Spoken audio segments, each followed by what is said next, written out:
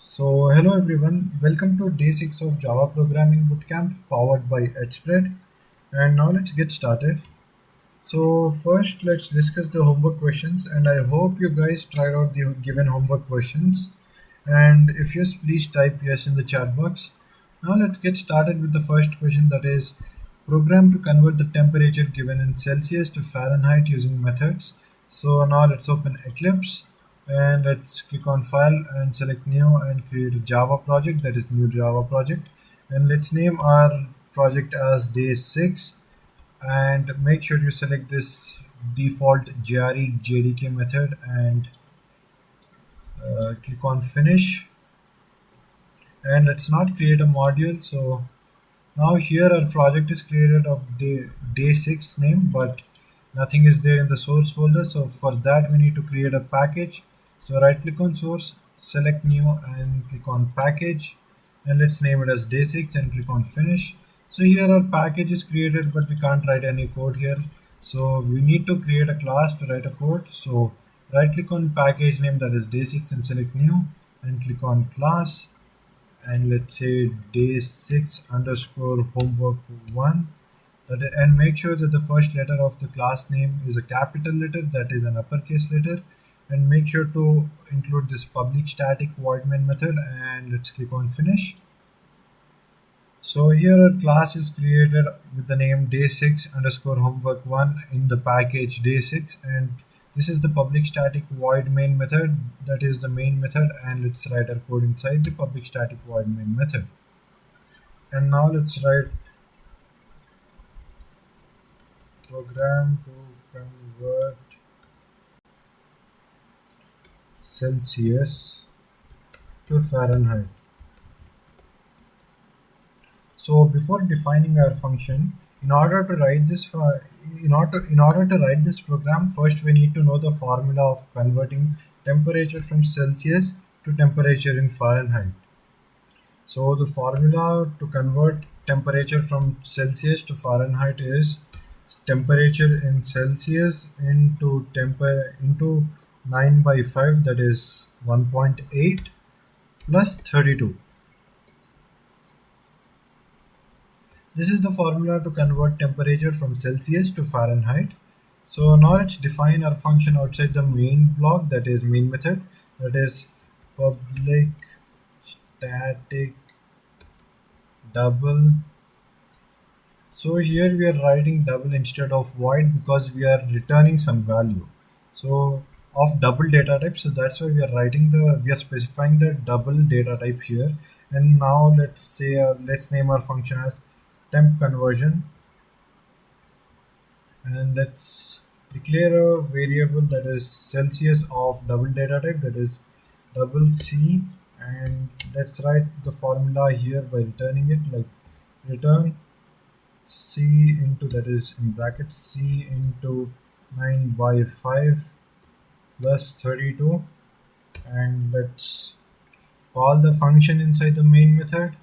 So here let's say temp conversion of 12, and now if we execute it, nothing will get executed, because to return something we need to store the function call in a variable and print it, as discussed in the previous class, that is day 5.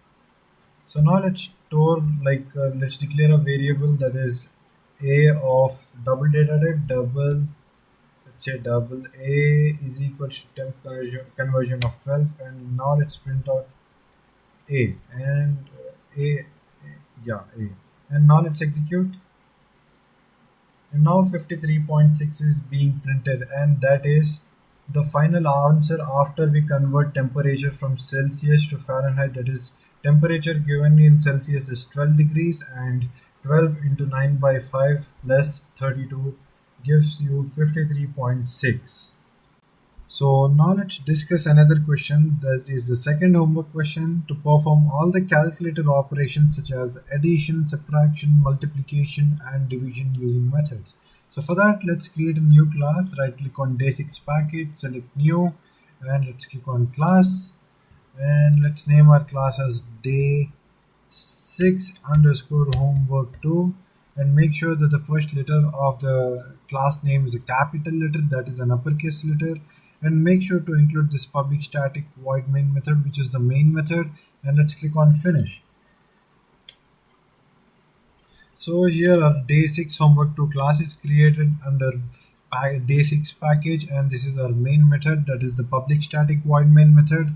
And we will be defining the methods outside the main method and calling methods inside the main method. So let's get started. So first let's write here, one second, calculator operations using methods. Then let's come out of the main method and let's define public static void, let's say addition, and let's give two parameters a and b of integer data type, int a comma int b. And let's right here, let's print out the addition of a and b is a plus b. And now let's try to execute this. Let's call addition of 9 comma 1. It has to be, the result has to be 10, but we forgot to put a semicolon. Now let's execute again, and the addition of 9 and 1 is 10. Yes, that's true. And now let's create another method. Let's define another method, that is public static void subtraction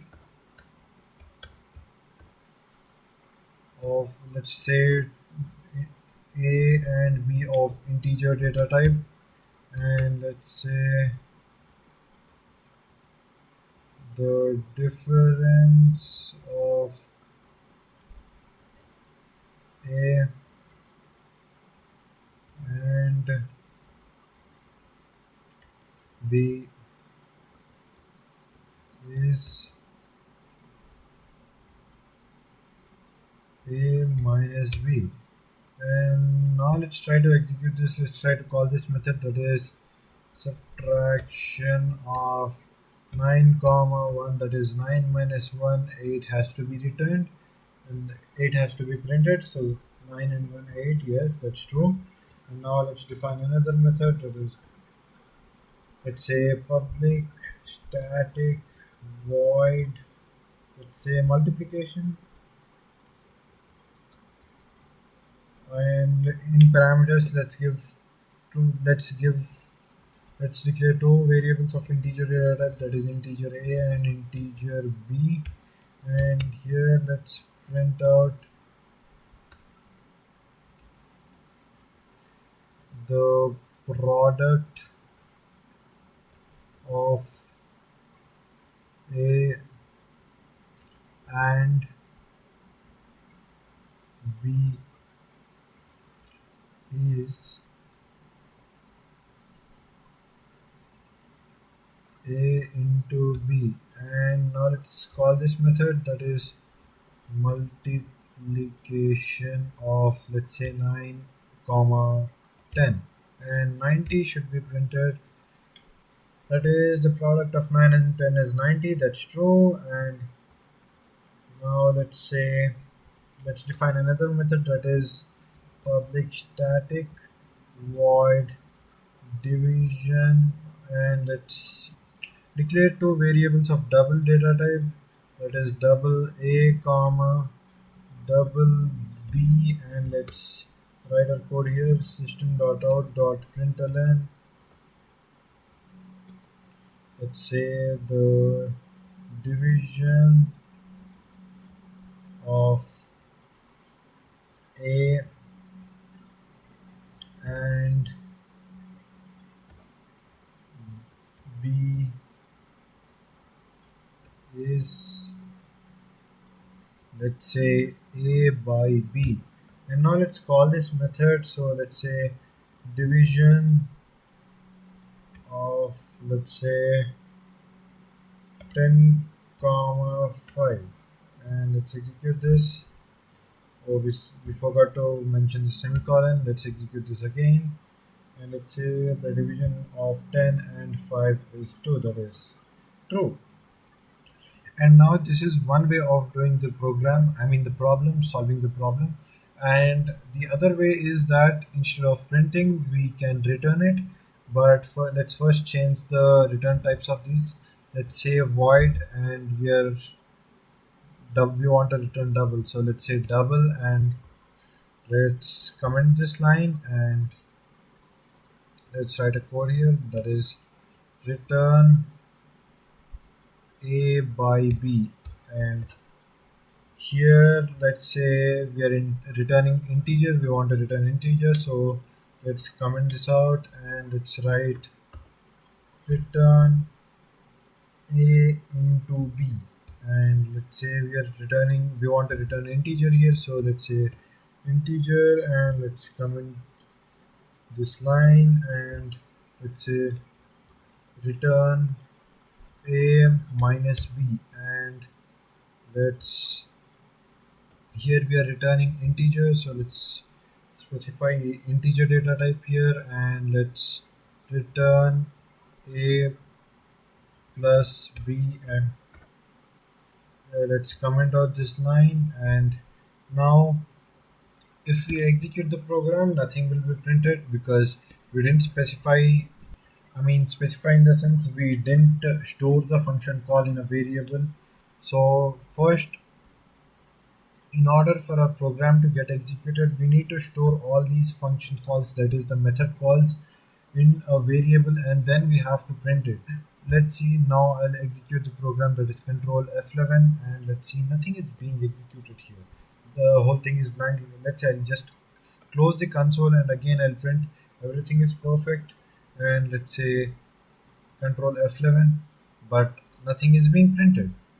Now let's say let's define let's declare a variable of integer data type, that is integer, let's say m is equals to addition of, and let's say let's print out this system.out.println, and let's say m, that is 1 second. And now if we execute this, addition is being executed, that is 9 comma 1 is being 9 plus 1 is 10. So now let's write here like the sum is, and let's say m. And now if we execute this, the sum is 10 is being printed. So let's declare another variable of integer data type, that is n is equals to subtraction, and let's print out to the screen, that is system.out.println, the difference is n. And now if we execute this, 9 minus 1 8 is being printed. So let's declare another variable, that is of integer data type o, and let's print out to the screen, that is the product is, let's say oh. And now if we execute this, first addition is being printed, I mean the sum of 9 and 9 comma 1 is 10, 10 is being printed, and the difference is of 9 comma 1 is 8, 8 is being printed, and the product of 9 comma 10 is 9 into 10, 90 is being printed.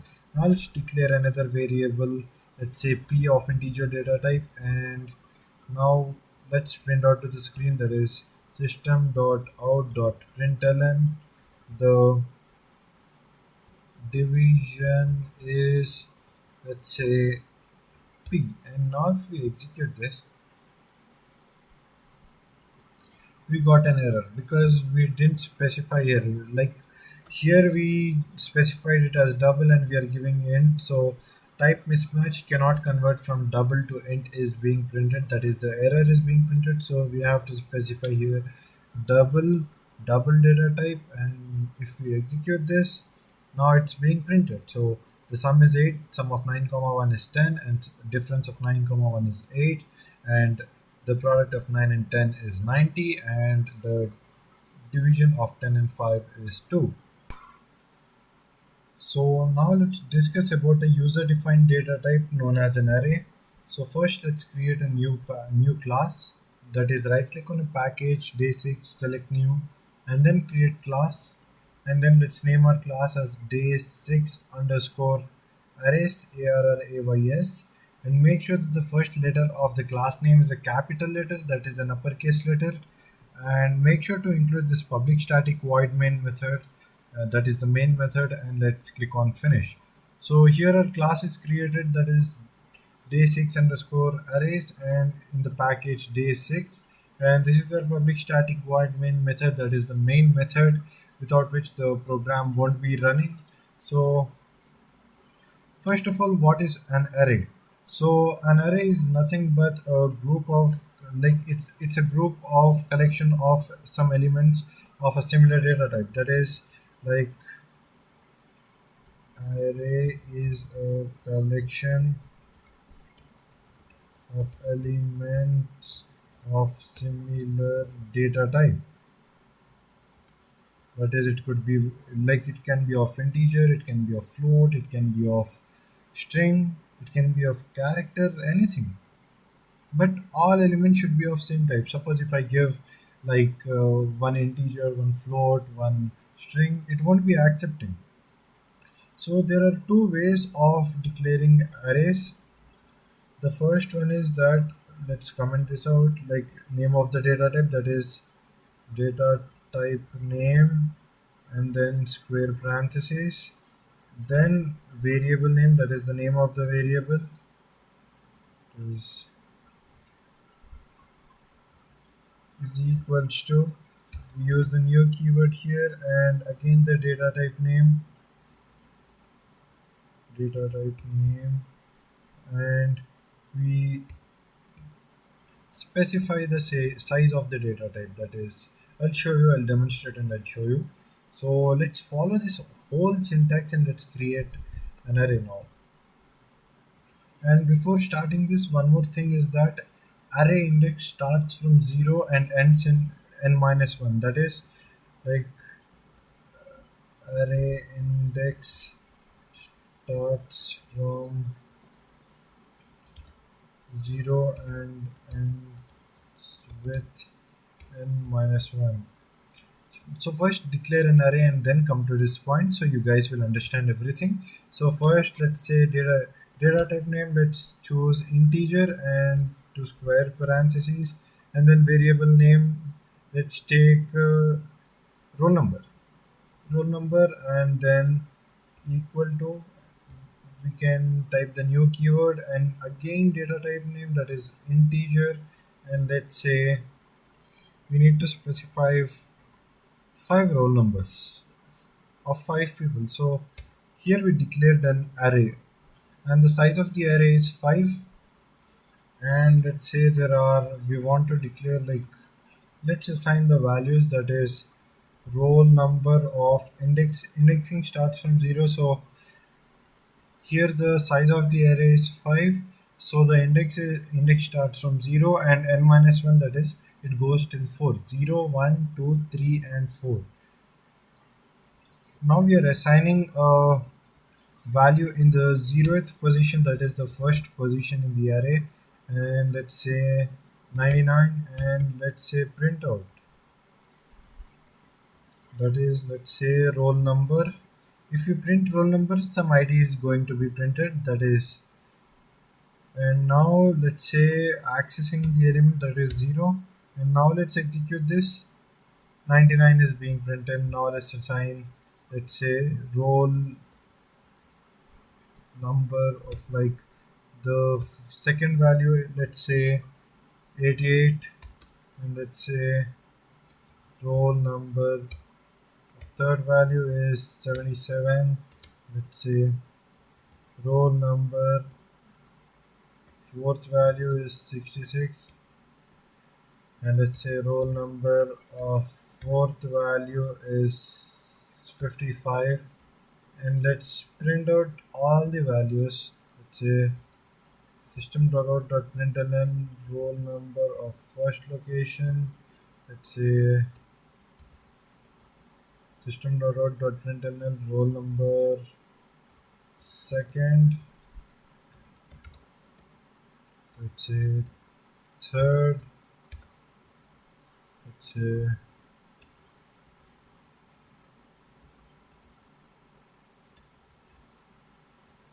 fourth. Now, first let's execute this. That is 99. So the program will be running sequentially. So first 99 will be printed like here 99 of 0, roll number of 0 is 99, 1 is 88, and 2 is 77, 3 is 66, 4 is 55. So the 0th index value is 99, first index value is 88, second index value is 77, third index value is 66, fourth index value is 55. And now let's try to print the fifth index, that is roll number of fifth. And now let's execute this. So we got an error saying that index 5 is out of bounds for length 5. So the length of the array is 5, and the array indexing starts from 0 to n minus 1, that is 0 is also counted, so n minus 1. So 0, 1, 2, 3, and 4. Total 5 values are. So now we are going to, now we specified the fifth index and asking to return, but nothing is being returned and we got an error here. So now let's try after, let's say, let's increase the size of an array and let's say 89, and now let's execute this. We are getting the value 0. Like first, let's say we are printing roll number of 0, 0th location, 99 is being printed. First location, 88 is being printed. Second location, 77 is being printed because we assigned 77. And third location, 66 is being printed. And fourth location, 55 is being printed. And fifth location, we didn't specify anything, so 0 is the default value. Let's say 89. No, let's say roll number of, let's say 55, 55th location, we didn't specify, so let's execute this again and we are getting another 0 because by default if we don't specify a value for the array it comes as 0 only. Now let's say, now we can specify, suppose you don't like the number 99, roll number 99, suppose there is no roll number 99 in your class, only till 90 are there. So what you can do is that you can specify in the print function, like instead of you can specify it here also, but you can specify in the print statement also, like roll number of 0 is equals to, let's say 89, and let's execute this. So first number is being printed as 89, then the second is 88. So we can change the values also. So now let's say value of 55 is equals to, let's say 8394, and let's print this. So 8394 is being printed. So when we don't assign anything to this array, by default when we declare an array and when the index is in the range of that the size of the array and we don't specify any value for that index, by default if you try to print that index, that particular index, 0 will be executed, I mean 0 will be printed. And now let's try to see and store values from other data types, that is, let's say roll number of, let's say roll number of 5 is equals to hello world. And now let's execute this and let's see what happens. We already have the print statement here, that is roll number of 5. Before 0 was being printed, now we got an error saying type mismatch, cannot convert from string to integer data type. So once again, please remember that an array is used to store elements of similar data type, as I wrote here, like same data type. Integer means integer only should be there, and float means floating point, double means double, string means string. All should be of a similar data type. If one data type, like if one element's data type is different than the other data type, other element's data type, we will get an error we will get the type mismatch error, that is that we can't convert from string to integer variable. Now let's say let's store 55.99 in the fourth index, and let's execute this. We are having the print statement for fourth index. Type mismatch cannot convert from string to integer. First, the 15th line's error got encountered because in Java the program gets executed sequentially, that is line by line. So that's why first 15th line's error got encountered. So let's say now let's print an integer. Now we are not having error. So now we will get error in the 16th line because it is a string. So this is one way to declare arrays, and there is one more way to declare an array. Let's see that.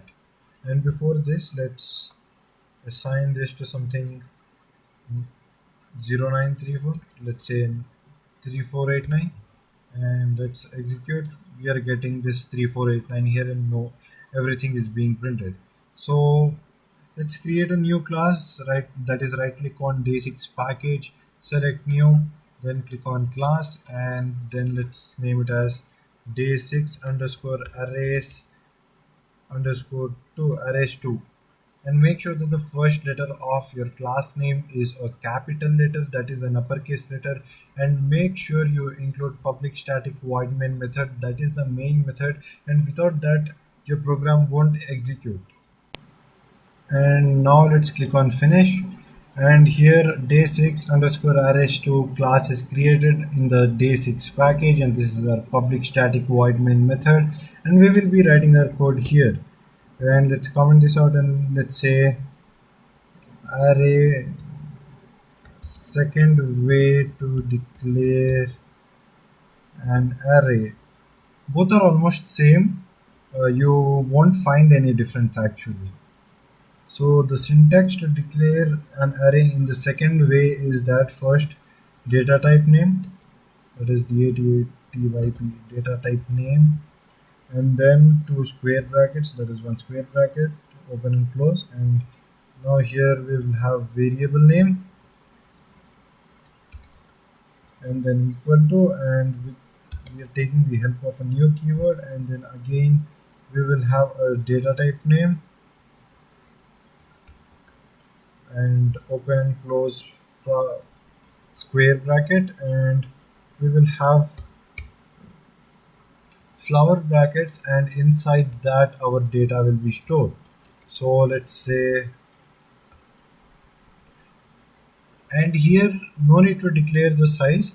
So now let's follow the same syntax and let's replicate this so that we will get how to declare, like we will get to know how to declare an array in the second method. So let's declare data type name, that is string, and let's say, and the variable name is names, and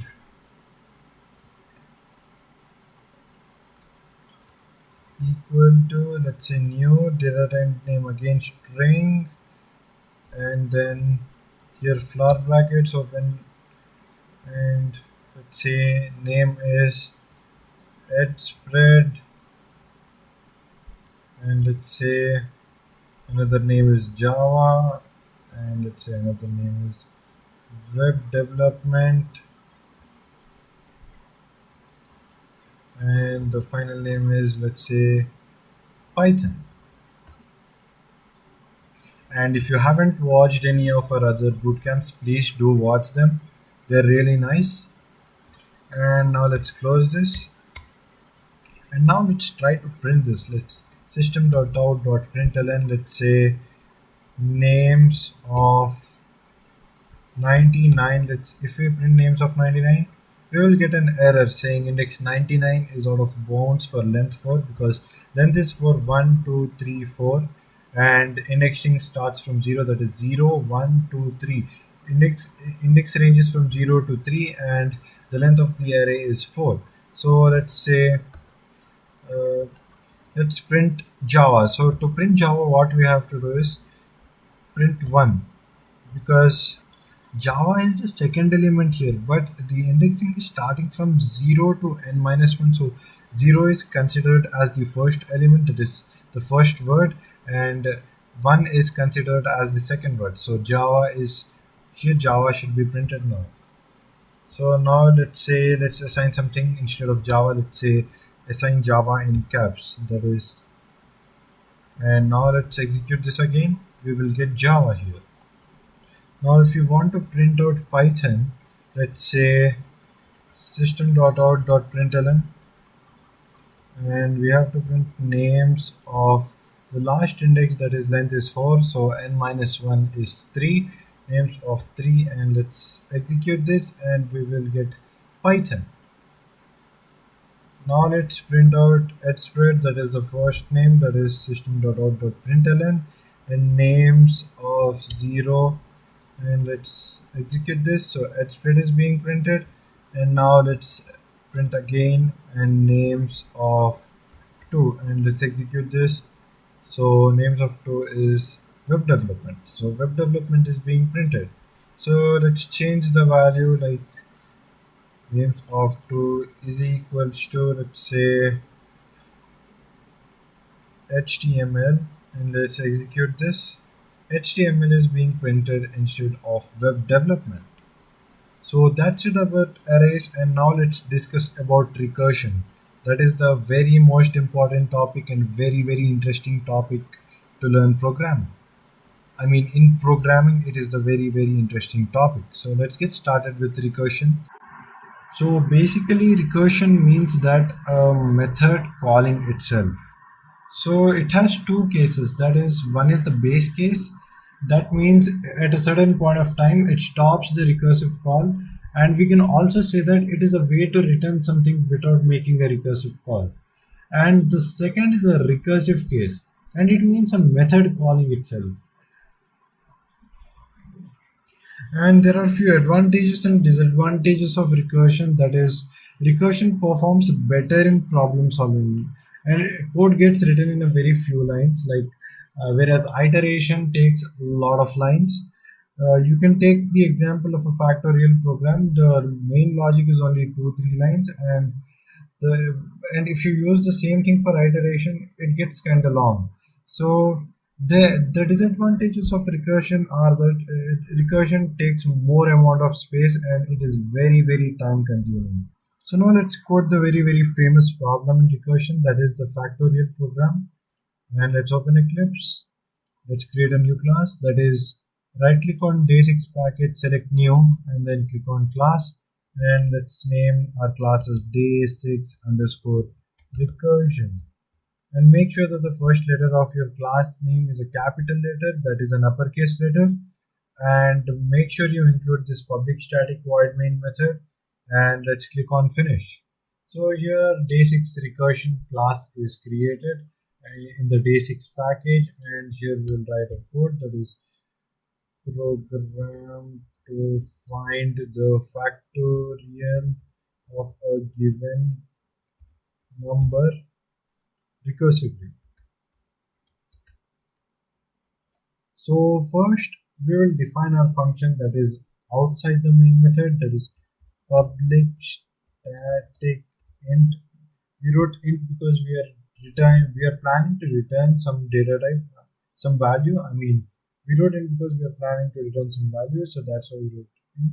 And let's say fact, and let's declare in the parameters, let's pass a variable of integer data type, that is int a, and let's put a condition that if a is equals to 0, if a is 0, then we will return 1.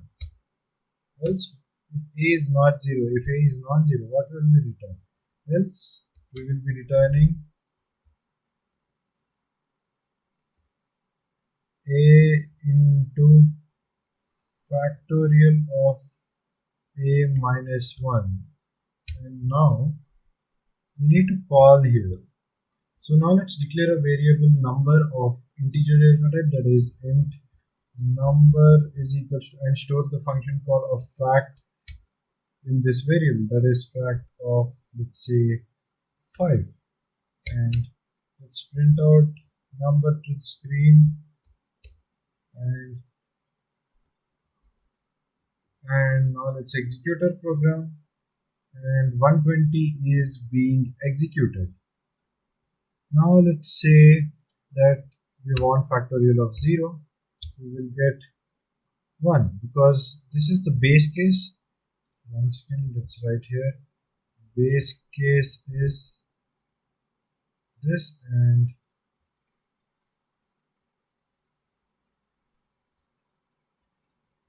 recursive case is this.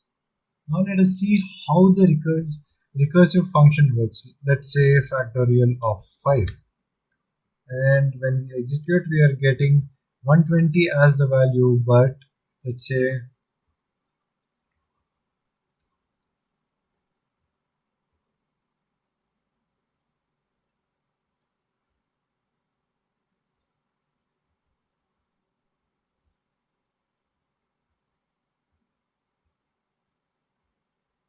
let's execute this.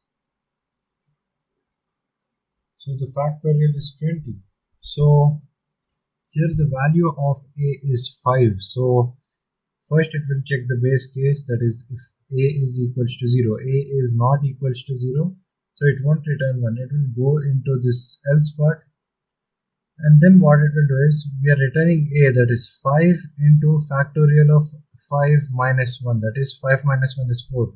Returning 5 into 5 minus 1, 4 means it will go again.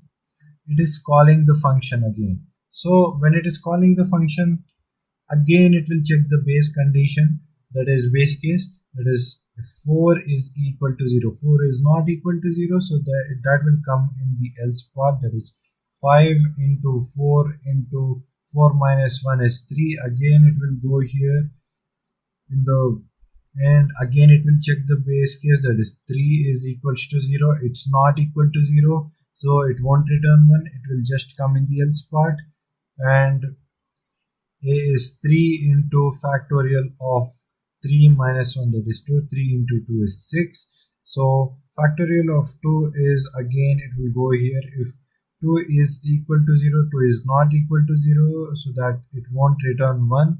Then it will come in the else part, that is 2 into factorial of 2 minus 1, that is 1.